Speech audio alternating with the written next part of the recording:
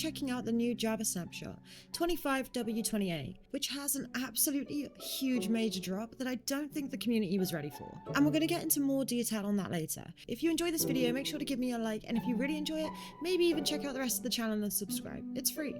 First, we are going to mention one of the larger parts of this drop that is pretty cool. We have got new music for the cherry groves, forests, deserts, lush caves, and grove biomes. These new tracks are by Amos Roddy, and the names of them are Below and Above, Broken Clock, Fireflies, Lily Pad, and O's Piano. Now maybe you're wondering, how do I find out which song is which? Well guys, I'm super gassed to introduce Minecraft's new music toast. You can find it here on the main screen, which might I add is absolutely elite. God, I love this game. And if you're like me, you absolutely love Minecraft music, you'll love that over here in the options, under music and sound, you'll find the new music toast and music frequency as two new options at the very bottom of the page.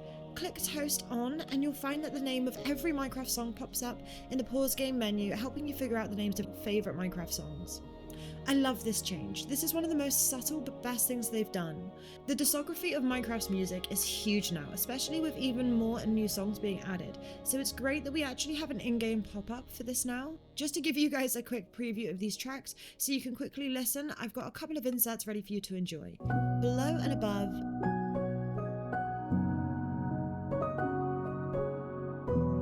Broken Clock,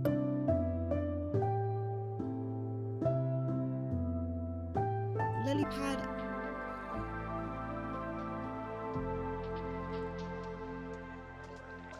Fireflies,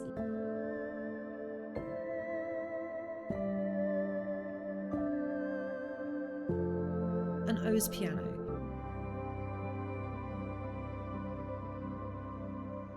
My favourite has to be either Broken Clocks or Lily Pad.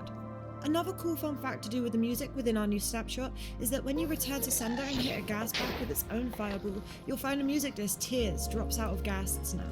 I thought this was kinda sick, but it adds some questionable lore. Speaking of questionable lore, Minecraft, what are you thinking? After 15 years of going out of your way to make saddles a loot item, over a decade and a half later, now you make saddles craftable. I'm honestly not sure whether to laugh or cry, be happy or sad. Like 13-year-old me would be jumping for joy, but there's so many methods to find a saddle, and after you've learned every single one, crafting them almost seems like a waste. And don't even get me started on what they've replaced the loot with.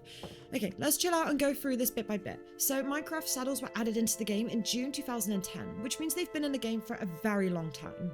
With saddles now being a craftable item, something I've seen in the community is people feeling very split about this decision, which I totally get, and the sore spot for me is that the loot hasn't been replaced with something new like armor trim or maps. I'm staying hopeful that this will change, but what they've replaced the saddles with in the loot chests is 1 to 5 pieces of leather. You can find this loot change within the following structures: monster spawn room chests, ancient cities, desert pyramids, jungle temples, and stronghold altar chests. Who wants leather when you're about to go to the end or an ancient city? If I'm really honest, I don't actually mind that saddles are craftable.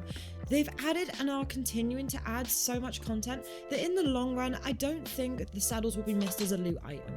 And logically, it makes sense to be able to craft saddles, and I personally have always said it's weird how saddles are something that's very craftable in real life, so the fact that it wasn't craftable in Minecraft definitely made it feel like a way to slow players down in the game and stop players from being able to travel their world too fast. However, with all these new methods of transport, there was way less of a reason to stop players from not running everywhere super fast early on. With all that said, the part that grills me, in case you couldn't tell, is the replacement of the loot. I feel like it's a total cop-out right now, but hopefully that will change. I mean, maybe like a grassy plains, a naturalist, kind of horse-based armor trim or something. That would be really cool to replace the saddle, and it would kind of be a little bit of a nod, sort of like a tribute to where the saddle used to be. I think that would be kind of cool. They have also added a change that shears now remove saddles unless you're crouching or someone's riding the mob the saddle is on. You can expect all of these changes to roll into the official Bedrock and Java Minecraft by June 2025, which is funny as we previously mentioned saddles were introduced into the game in summer back in June 2010, and we're now getting a recipe for them in the summer drop again 15 years later. A few of the other things in the change that you can expect to see in the summer drop in June are obviously the new dried ghast and the happy ghast variations with their craftable saddles, which can be crafted with 3 pieces of leather, 2 pieces of glass, and 1 wool block of your color choice. Something that the devs have chosen to make craftable is the dried ghast itself, which I think is very generous. The recipe for this is 8 ghast tears and 1 piece of soul sand, and you can also get them from bartering with piglins. If you were wondering whether they can go through portals, the answer is yes. If they can fit through it, they can go through it, which is really cool and kind of useful and feels really generous. So yeah, you can get these things into portals, which is so useful. And that was a normal sized portal, so you know that you can get your ghastlings into the nether easily.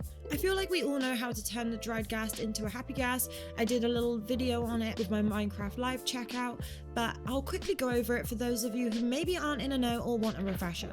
After finding, bartering or crafting the dried ghast, you can place it somewhere in the overworld, pour water on it and wait for a long while. Eventually you'll find this soaked little ghast gets happier and happier and turns into a ghastling, which will eventually grow up and be a happy ghast. Something that I thought was pretty interesting, that while snowballs are these mobs' tempting food, you can also find that when you have a harness in hand, these guys without harnesses will be tempted to come towards you, which is a pretty useful mechanic. You can ride them just by clicking on them and press crouch to get up and walk around on them. You don't need to continue pressing crouch to walk around on them, but you can fall off them. As shown in Minecraft Live, they don't move around either while you're standing up on them, which is really useful. I'm a big fan of this update. As I mentioned in my Minecraft Live video, this is a huge change to how survival Minecraft is played. Adding a whole new method of flight that can be got relatively early on compared to the Elytra is really setting the mood for the beginning of Minecraft's new future. With these new fantasy mobs flying around, you can really see the difference and feel the old vanilla Minecraft drifting further into the past. And on this note, that's everything from me today. Hopefully you enjoyed the video. If you did, maybe consider giving me a like and a subscribe. I really appreciate it, and there's plenty more to check out on my channel. From Bedrock texture pack reviews so you can try before you buy, or seed videos to help you pick your perfect world. You can find me on Instagram, Discord, and sometimes Twitch. But yeah, make sure to leave comments of videos you want to see, what you enjoyed, and even maybe what you think I could do better. But till next time guys, Cherry out.